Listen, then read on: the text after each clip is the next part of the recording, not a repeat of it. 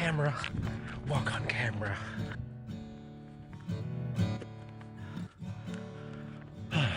All right. 2 years ago, I published my first book, When They Tell You to Be Good. It's right here.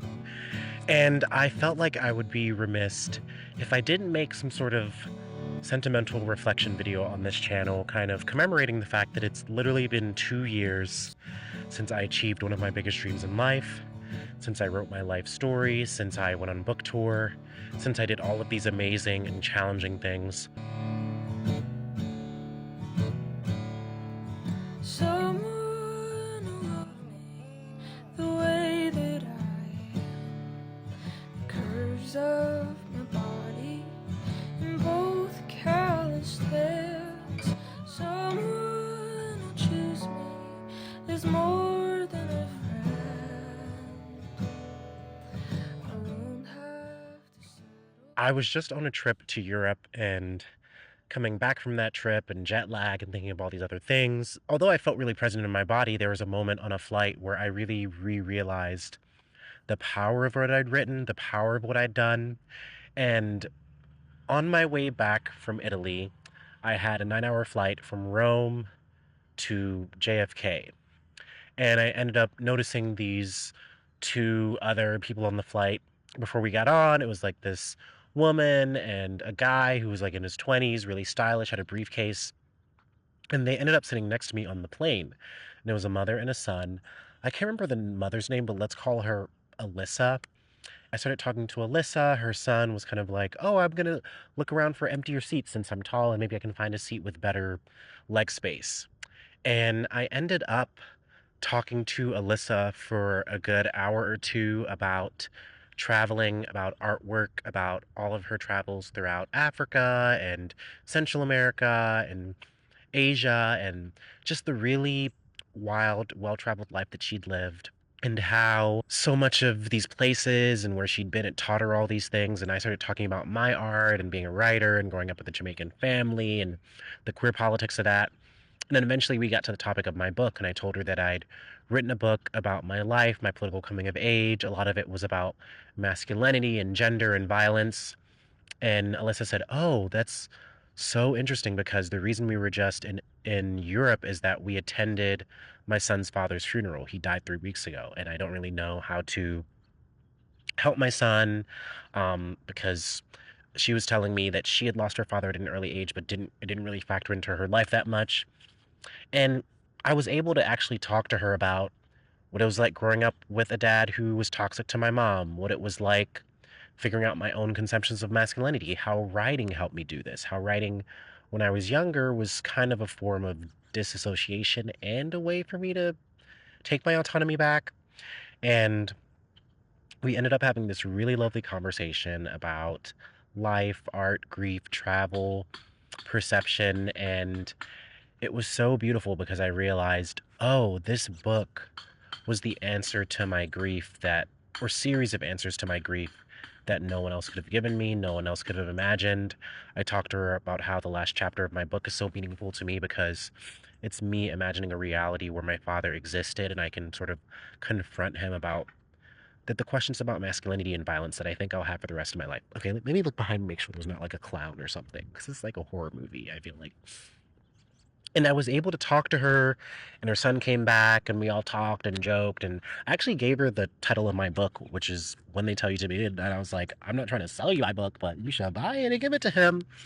And it was beautiful because I was really able to offer kind of my biggest lesson from my entire book, and we're going to spend a bit of this video exploring some of the lessons I've taken away from being an author for 2 years. And one of the biggest things that I told her that really has resonated with me is that when you grieve, when you lose someone, you can search for all these answers in the world, and you can hope for people to give you stories and platitudes, especially if it's someone you've never really known. And all of that might not be good enough. And it might not be good enough for someone that you even knew for years and years, but you maybe drifted away. The stories, the half-truths, the truths that other people can give you might never be good enough.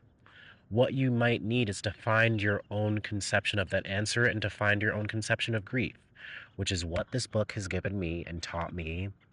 And I want to spend a little bit of this video talking about that more because being an author is hard. I'm definitely in a point in my writing career where I know for like a good 6 months I'm going to give a break on writing books, but I feel grateful that I have these other mediums. So, hi, if you're new to this channel, my name is Prince. I make videos and post online about Black history, radicalism, anti capitalism, James Baldwin, writing, the writing life.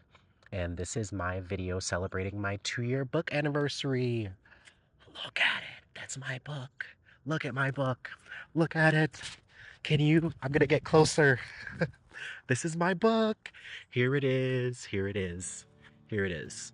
Okay, this is my first time filming in this park and it might feel a little bit weird, but I constantly feel like there's gonna be like a clown, a murderous clown behind me. Have you seen Terrifier? Okay, let's go. Curves of my body in both calloused hands. Someone who choose me is more than a friend. I won't have to settle or straighten my hair.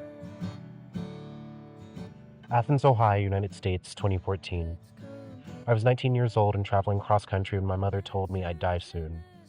Like a man lunging out of a car and away from attackers, I stood in the antique shop in Montana, frozen by the cracking sound in my chest.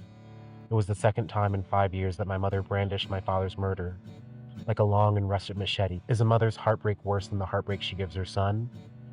Her words on the phone call rose, a dark omen that said, "Your exodus means you are doomed. The great duppy will come for you, will chew you up like it got him." I spent weeks of that summer refusing my mother's calls. I only called my mother when my best friend from high school, Nadia, let me know more news about her mother, Crystal. Nadia and I met when I considered myself a bookish, too shy freshman, which is a world away from the college student drinking malt liquor at house shows that I'd become. We sat next to each other during our second year of high school, laughing on the phone after class as we watched Yao anime on our laptop. Shortly after I came out at 15, my sobbing mother called Crystal for advice on how to grapple with having a gay son. It was Nadia and her family's acceptance of me that made living through the hell of my mother's homophobic reaction more bearable. At Nadia's house, I could talk about my crushes on boys, while on my own, I wouldn't dare. Weeks after coming out, Nadia accompanied my mother to help me move in to a 2-week summer workshop for teen writers. I lost my dorm key before we left. My mother and Nadia helped me search. My mother's nose burned brighter shades of red as we searched for the key for an hour. Her eyes flickered across all the white faces. Her embarrassment reached a fever pitch when she screamed at me in a bookshop as I searched. Heads around us turned in surprise. Nadia eyed me and understood the double meaning in my mother's outbursts. She stepped forward, touched my mother's arm, and whispered, "We're calm. We're not freaking out. It's okay." Nadia and her family bearing witness to my familial turmoil, even if it was from the periphery, calmed some of my feelings of abandonment. Through our senior year, I helped Nadia cope with her parents' divorce. We debated our college prospects after class, went to prom, and finalized our dorm packing list together. While I skimmed by in classes and started to party, Nadia transferred universities and started to date online. Our collegiate phone calls became a needed check-in as we grappled with adulthood and how it changed the ways that we related to our parents. I learned during the spring semester of my junior year that Crystal was battling stage 4 lung cancer. The mobile and cantankerous woman became bedridden and then unable to eat many foods. My mother, a hairstylist who had cancer patients before, helped Crystal look for wigs, connect with the local resource center for cancer patients, and even invited a priest to her bedside. My mother, an introverted woman, savored her role as Crystal's caregiving friend. However proud I could be of my mother's tenderness from afar as I attended classes, it all perplexed me. The many promises my mother made to Crystal to look out for her daughter, the piousness in my mother's voice whenever she brought up how God brought her to Crystal, and how all that pain solidified her belief in a forgiving God who could offer spiritual relief to people in their last days, a God that had been weaponized against me. It's honestly wild to read back because here's just a few things I'm noticing. That first paragraph eats, it's just so visceral, and I think it distills so much of the theme of trying to navigate and escape familial violence. Your exodus means you are doomed. I actually remember changing the beginning of this book and adding this in because There's this poem by Aga Shahid Ali called like "In the Exodus I Love You More," and I actually wanted to call this book "In Exodus an Un-American Memoir," but then the book title changed, and then we rearranged some stuff, and then I remember I wanted the beginning to have the word Exodus because I intended for that title. And even though it's not the title anymore, it still is so. Your Exodus means you are doomed. That is such a fire line. And then it's just so moving to me to read this again and to almost be transported back to this time in my life to remember these images and scenes and questions about grief. And honestly, like this was 10 years ago. This was 10 years ago. Honestly, I just realized that. Like this was that phone call I mentioned was June 2014, and when my friend's mother passed away, that was fall 2014. Like that was October maybe, and I remember being so heartbroken and walking around campus and seeing the rest of my friends go about their lives. Like no one knew my best friend's mother or my best friend. And I remember it was the first time I was really grieving as an adult where I realized like, oh, life moves on while you're still grieving. And so having that experience of grief and then all of the dysfunction with my family, it does make sense that I start the book here because it was sort of the catalyst for my later questions about adulthood and patriarchal violence and what kind of adult I wanted to be in a violent world. Like, did I want these experiences to make me angry? Did I want to learn from them? Did I want them to teach me something that's like both good and bad? And good and bad meaning like a lot of life lessons are hard. Like, it's really hard to be born into a family, to be given a role, to realize you don't fulfill that role, and to navigate all of that when you're literally coming of age. Like I read this, and I'm like, this is fucking crazy. Like 10 years ago, I was experiencing this. Like thinking back to this first chapter, I'm really proud and glad that it is the first chapter because I honor my own journey. I honor Nadia's mother's journey. I try to honor some of my mother's journey in relation to mine. And a lot of this chapter is about how do you find love and hope in a period of time that really symbolizes Black death and loss, like collectively. Like this was also this period of time in the book was when Michael Brown was killed, when the Black Lives Matter movement popped off. And I was just so deeply aware of my own mortality alongside the fact that people around me could die, that I would move on. And just like how my father had died at a young age. Um, and that's a lot of what this book is about. My father was killed when I was 9 months old, and I always grew up with questions about him. And I think losing Crystal just as I was exiting college, it reminded me of all these other moments in my life where I was so upset because my father couldn't bear witness to it, or my mother couldn't bear witness to certain things that I was experiencing because I was gay, and it worried her and scared her. And I really, it's so weird to realize this, but this first chapter is almost, it's about grief, but it's also about abandonment and the rage that comes with that, whether intrapersonally or collectively. Like, what do you do when your government or the state abandons you? What do you do when your parents abandon you? When people you thought who would love you have abandoned you? How do you survive? Where do you find love? Do you find it in good places and bad places and strange places and places that can be kind of traumatizing? Yes. And sometimes no. And it also is just sort of making me so grateful that I titled it When They Tell You to Be Good, because that title is from another line in the book.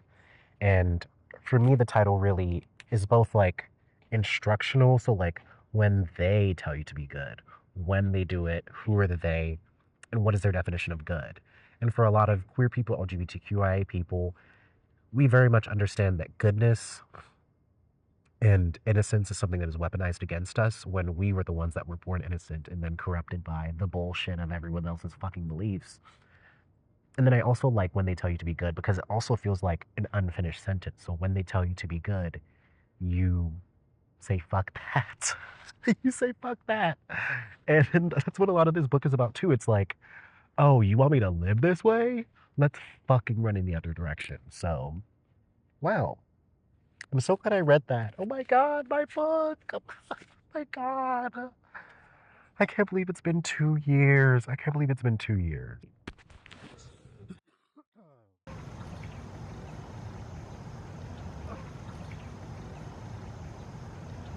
And another thing that writing this book has taught me is that grief is as nonlinear as the things that we learn in life are. And hold on to me with this one, like really, really listen. I wrote this book largely in chronological order, and it had a logical beginning, middle, end point. And when I went into the editing room with my editor said, I want to try to see what this book would look like if it was nonlinear. And I was like, really? Like, okay, like, let's talk about it. And it's one of my favorite things about the book. It's one of my favorite things about this book for a variety of reasons. One, I've said this a lot on book tour, that the fact that my book is non-linear shows that even in the histories that precede me, my own history, like this imagined reality, these structural themes and dilemmas still follow me wherever I go. I still worry about death. I still worry about my body, my own sense of self with other people, my ability to resist systems of violence, my own fragility. A lot of this book, when I read it through again, is about my sense of fragility in a world that is so violent.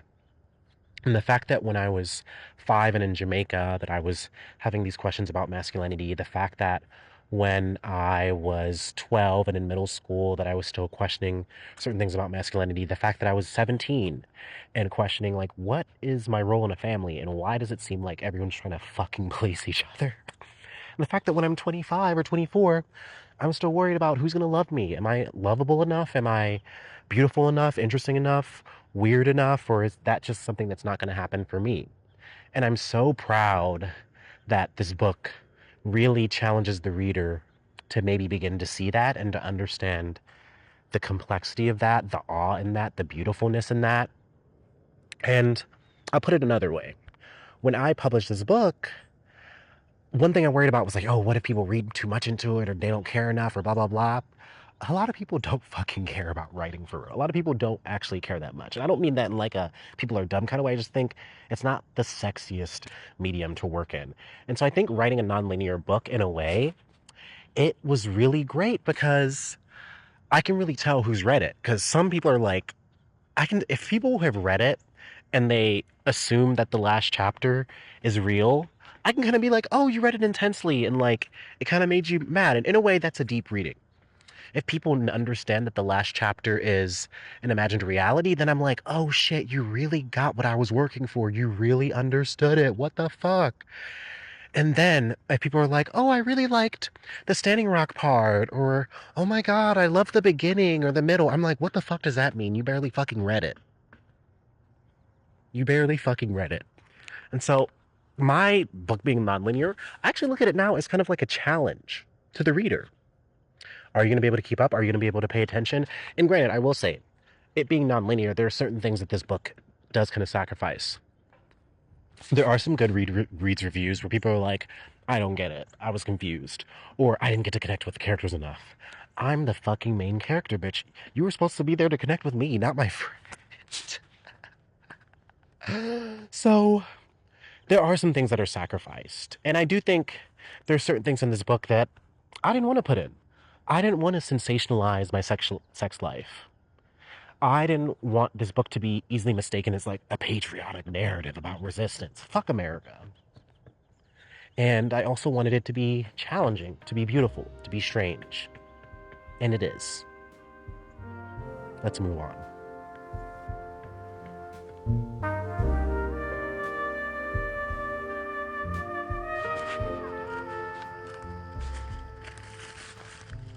Oh. Activism, organizing, social justice. And I talk about that a lot on this channel. And the reason it was especially important to put in this book is that when I was exiting college, becoming more radicalized, being in the adult world, I really was like, this is what adulthood is like? And this is how people treat you in labor spaces? And what are the past blueprints or frameworks or guides for how to live a black radical life? And so I dove into the Black Panther Party and the Black Power era and the Civil Rights Movement and Weather Underground and the anti-war movement. And the more I read, the more I was like, okay, this is helpful. This is helpful.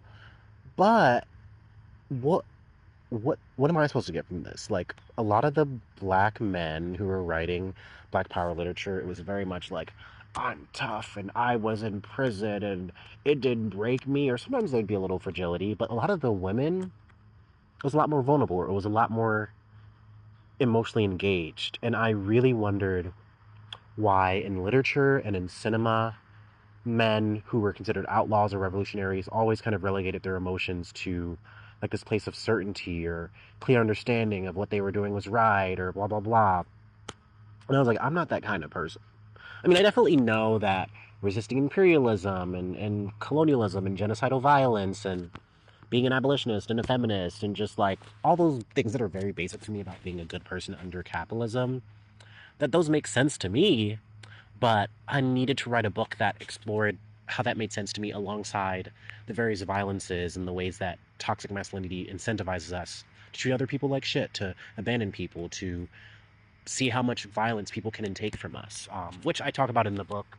I keep looking behind me because I'm like, is there going to be a fucking clown? And I talk about that in the book, how one of my beliefs about toxic masculinity is that it is always testing those around them to see what is their capacity for violence and exploring organizing on a more emotional level, especially the work that I did in my chapter where I talk about the month that I spent in Standing Rock, North Dakota, helping protest the Dakota Access Pipeline in 2016. That's some of my favorite writing in the book because it combines the personal kind of love that you share with comrades, the awe and curiosity of being in a new political space, the sadness that can come with all of the problems that can come up when you're organizing with new people or people of different identities, and also the trauma of political violence, the trauma of showing up to a protest and seeing people shot at with rubber bullets, or seeing the state like pull people out of teepees or brutally arrest them. I've seen those things in my life numerous times, but Standing Rock was kind of my first entrance into it. And then I look at the next year beyond that, and I really realized, like, oh, I was becoming radicalized through how present I was in the world. And I've honestly also never fully thought of the organizing chapters in that way, but it is kind of like when I'm in those spaces, experiencing life so viscerally, seeing other people go through violence, experiencing violence myself from the state, it can make you extremely present. And extremely present in ways that make you care for people and show up, and also ways that can kind of blur the world around you and sharpen certain things. And I didn't want to aggrandize myself or other people, but I also wanted to respect the necessity of the work. And so it's also interesting because if I'm looking at the first chapter and how it ends on this note of you lose some things, but in that loss you gain other things too, the organizing chapters are pretty similar. Like by the end of the Standing Rock chapter, I acknowledge all of the pain and trauma that I experienced, but I also end it on an image of this dude that I met in Standing Rock who was one of the last people at the camp who saw it torn down months and months later after I left, and how inspiring that was to me, how sad it was to me, and how that is telling of what it means to be a part of a movement and to see it fall apart and to keep going, or to find a way to heal and then keep going, or to take a break. Um, and I love that chapter. I love that chapter. And I guess I'll read my favorite part of that chapter. Here's my favorite part of this Standing Rock chapter. It's on page 227.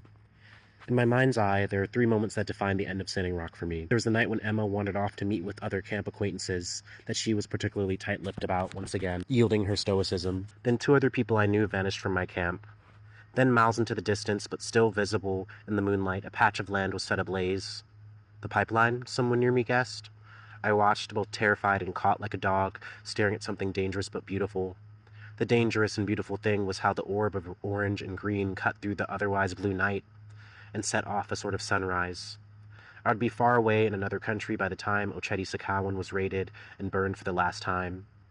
As the movement dissolved physically, a memory of a morning there came to mind, crawling through a field of thick mud, avoiding camp security, and sneaking to a meeting location for an action, which we found out was canceled.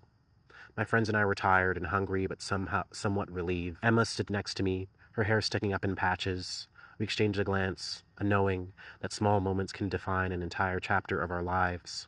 A tattoo of sorts like the one etched on both of our sides.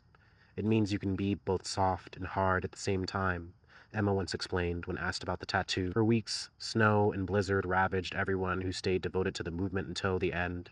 Donald Trump became president in 2017, and riots tore through the United States. White people went wild at the notion that America was ending or at least taking a turn. Black and brown people were going about our lives, confronting our reality through a different, more personal kind of grieving, or simply putting the work in to live beyond the America laid out for us. Another image from the February 2017 raid of Ochedi Sakawan stopped me in my tracks. It was of an indigenous man, age 22, as he stood in front of a pile of burning wood and tents. He wore a dark beanie that covered his shoulder-length black hair. His face was somber, yet strong as he stared at the camera. His name was Chance. Samantha and I met him our first week there. We thought that he was cute and said hello to him any chance we got. He dropped everything like so many others to join the movement. Unlike so many others, he stayed until the end and would go on to do more. On a November evening after my last time in Standing Rock, I caved, called Whitney and asked to contact her friend, who was a medium, she'd mentioned in the car. On the phone, the medium was calm as he told me, I'll skip this section. There's a section in here where I talk about meeting a woman in Standing Rock who ends up like connecting me with a medium, and I talked to this medium, and he was like, your dad is in my backyard. He's wearing Cherokee garb, and he says you're the apple of his eye. And I was like, my dead dad? My probably homophobic dad? So it really bothered me that this man was, or this fucking psychic was giving me platitudes. I was like, you don't know my dad. You don't know my culture. But whatever, I'm going to skip past that. Things end, especially in violent ways. It becomes the job of those left behind to decide what survives and what is forgotten. Curiosity becomes a path to truth and danger. I decided, despite everything, that something about Chance's gaze in the Standing Rock photo, strong and unrelenting as everything precious burned behind him, gave me hope. His willingness to stay and live in a reality with others, no matter how soul-affirming or breaking, gave me hope. To stay and live with others, even if it meant death. In a way, it felt like Chance had gone on a journey parallel to my own. A journey steeped in staring death down and saving himself anyway, despite the chill of its reach. The threat of death does not mean that we shouldn't live. It means that the more we confront it, the more we build our own relationship with it, and not obsess over it, but the more we navigate it, the less fear that we hold in the moments that really matter. And I don't think fear is solely bad. I think it's there to tell us we're in danger sometimes. Sometimes it's there to tell us that we're uncomfortable. But fear of death, that can shut us off from so many things in life. It can stop you from connecting with people because you fear losing them. It can stop you from honoring people that have passed because it hurts too much, or because you're angry or sad, or there's some emotion that you don't want to admit. And the same with like loss of a movement, of a space, of a series of friendships, of a moment in time. And it's just so beautiful to read that back again and to remember specific things from Standing Rock, from the friends that I was closer with then, to how deeply I love them. And yeah, a lot of those things aren't the same. But now I really look at it and I'm grateful that I even got to experience it, that I love people enough to take chances for them, to make mistakes for them, to learn from those mistakes. And yeah, the Setting Rock chapter is so beautiful. I don't know why I feel like I might cry. Oh my god. Wow. I can't believe I wrote this. Yeah, it's weird to sometimes like look at my bookshelf and then to actually like hold this book in my hand and be like, wow, this is actually like a full book. I should go inside. Maybe I'll get a coffee. So the last chapter of my book is definitely one of the most meaningful pieces of writing that I've ever done in my life. And there's a variety of reasons. It's because it's about grief. It's because it's about my father. It's because it's about all of these things that I have struggled to escape, confront, avoid, contend with. I still don't think there's ever been another time in my life where I've written something that was so meaningful and so emotionally perfect on the first draft. I'm going to read a section of this part of my book, and near the end, I learn a family secret that kind of cracks open all of these thoughts and ideas and assumptions that I've had about my life and where I've come from. And I decided to end my book on a chapter where I imagined a reality where my biological father was never killed, and instead he was just estranged. And this is on page 279, and it's during an interaction with my father where We meet after years in this diner, and the interaction is kind of really unfulfilling, and I storm out really, really upset. I'm so fucking stupid. I'm so fucking stupid, I say. I bury my face in my hands and feel the well inside of me overflowing. I know that if I cry now, I may never stop crying. I realize I've arrived at the precipice and peered too far over the edge, so I think of a good moment. Javion and I sitting in his backyard. His mother and nurse had gone away for the weekend to attend a conference in another city. Javion and I had spent the entire day playing video games and eating baked pizza. Even though I was 17 and well aware that so many things were going wrong, I couldn't shake feeling grateful. My best friend was sitting next to me with the blunt between his fingers and laughing as he made shitty jokes about different teachers in our school. His laughter felt like looking out at a quiet sea. Then Javion peered at me for a long and quiet moment. Finally, I looked back at him. "I've always had a question to ask you," he said, then passed the blunt. "You're nosy as hell anyway, so you might as well ask." Another silence followed. Javion shoved his hands into the pockets of his black hoodie, then looked out over the backyard. Then he sighed. "I'm not asking this because I care what the answer is for real. I'm not trying to say anything by asking this, but are you bi or are you gay? I mean," I sat up a little bit more, took a long puff, and tried to cough as I pushed the marijuana haze outward, placed me in my body in a way that I hated. In my mind, I could quantify a million things. I could find an excuse to go to the bathroom, stare at myself in the mirror, and come up with a solution. Instead, my body fought me. I stared back at him. "Are you worried about something?" "Come on," he said, as his face twisted into a grimace. "Shit, you always do this." "I'm not mad. I'm not worried. I'm asking you a direct question. Give me the damn blunt." I tried to think of what to say, but the more I thought, the more everything seemed pretty fucking dumb. I spoke anyway. "Last year was hard," I said. "You remember, Ricky got locked up and everyone's acting like they knew him. Daquan and I were so mad about it then he had to stop short and exhale because every time I started to think about it, my head felt like it was floating away from me, like someone was grabbing some part of me by the throat and pulling it towards the sky.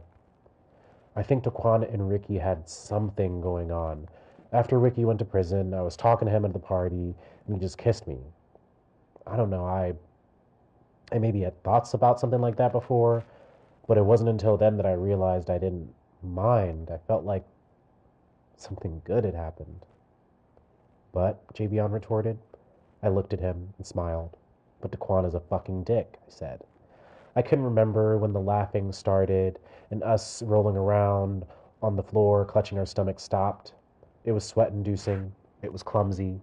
But I felt infinitely loved and seen. When it was over, we sat on the grass after trying to find the remainder of the blunt where I dropped it. After finishing it, he looked at me again. "But what about the summer?" I scoffed and hugged my knees. "Fuck, dude." "What?" "Come on, Javion. You can't be trying to know all my secrets at the same time. It's crass."